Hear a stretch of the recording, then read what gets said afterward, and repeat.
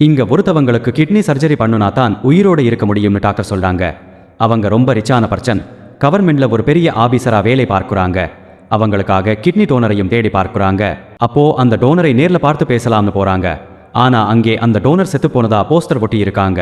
அது மட்டும் இல்லாம அவர் செத்ததா ஒரு போலி டெத் சர்டிபிகேட்டையும் ரெடி பண்ணி வச்சிருக்காங்க. இதனால அவர் பிரச்சனையாகுது.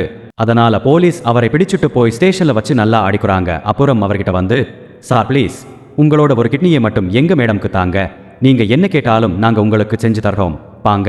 அதுக்கு அந்த டோனர், எனக்கு ஒரு ரேஷன் கார்டு வாங்கி தருவீங்களான்னு கேட்குறாரு. அவங்களும் அதெல்லாம் ஒரே நாள்ல வாங்கி தந்துடுறோம் சொல்லிட்டாங்க. அப்புறம் ஒரு வழியா நம்ம டோனர் அங்கிருந்து தப்பிச்சு வெளியில ஓடி வந்துடுறாரு. அவர் இப்போ எங்க இருக்காருன்னு தெரிஞ்ச ஒரு ஆளுகிட்ட போய் அவரோட பழைய பிளாஷ்பே கதையை கேட்குறாங்க. அவருக்கும் அவரோட வைப்புக்கும் கல்யாணம் ஆகி ஒரு சின்ன குடும்பத்துல 2 பேரும் ரொம்ப ரொம்ப சந்தோஷமா வாழ்ந்திருப்பாங்க. அப்போ திடீர்னு ஒரு நாள் அவங்க வைப்புக்கு பயங்கரமா வயிற்று வலி வருது. அதனால இவர் ஹாஸ்பிட்டல்ல சேர்க்கிறாரு.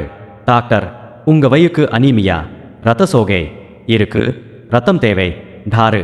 இவர் கடன் வாங்கி ட்ரீட்மெண்ட் பண்ணுறார்.